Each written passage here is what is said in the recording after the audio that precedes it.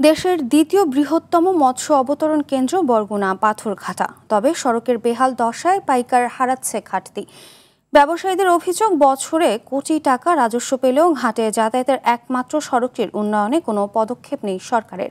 বরগুনা থেকে তাওহিদুল ইসলাম শুভর পাঠানো তথ্যচিত্রে আরও জানাচ্ছেন সুলাইমান কবির। ১৯৮১ সালে বিষখালী নদীর তীরে ৫.৪ একর জমির ওপর নির্মিত হয় পাথরঘাটা মৎস্য অবতরণ কেন্দ্রটি। দেশে সামুদ্রিক মাছের চাহিদার একটি বড় অংশ আসে এই কেন্দ্র থেকেই। তবে ঘাটে যাতায়াতের একমাত্র সড়কটির বিএফডিসি ঘাট থেকে তালতলা চত্বর পর্যন্ত বেহাল দশা। একদিকে মাটির রাস্তা, অন্যদিকে খানাখন্দে ভরা থাকায় বাড়তি ভাড়া গুনতে হয় পাইকারদের। এতে ধীরে ধীরে এই ঘাট থেকে মুখ ফিরিয়ে নিচ্ছেন তারা। রাস্তা খারাপ, মনে করেন রাস্তা এসব কাজ না করলে গাড়ি ঝুঁকি থাকে, গাড়ি নষ্ট হয়। সরকারের কাছে অনুরোধ করব যাতে এই রাস্তাটি মেরামত করে।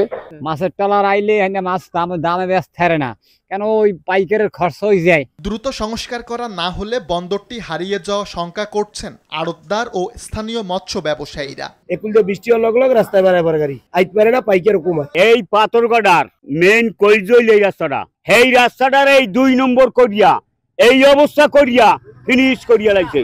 ট্যাক্স নিতেছে কোটি কোটি টাকা বিভিন্ন রকমের, অথচ মাছ কেনার পরে একটা গাড়ি যাওয়ার মতো কোনো কায়দা নাই। গুরুত্বপূর্ণ বিবেচনায় সড়কটি দ্রুত সংস্কারের আশ্বাস উপজেলা প্রশাসনের। আমি পরিদর্শনের সাথে সাথেই সেগুলো আমরা এস্টিমেট করে আমাদের প্রকল্পের আওতায় আমরা পৌরসভার যে প্রকল্প রয়েছে সিটিসিআরবি, সেই প্রকল্পের আওতায় আমরা প্যাকেজ করে পাঠিয়েছি। সেটি অনুমোদনের অপেক্ষায় রয়েছে। সেটি অনুমোদন হলেই আমরা এটি টেন্ডার দিয়ে আমরা এটাকে বাস্তবায়ন কাজ শুরু হবে। সড়ক সংস্কারের মাধ্যমে জেলে, পাইকার ও আড়তদারদের হাক ডাকে আবারও মুখরিত হবে পাথরঘাটা মৎস্য অবতরণ কেন্দ্র, এমনটাই প্রত্যাশা সংশ্লিষ্টদের। সুলাইমান কবির, RTV।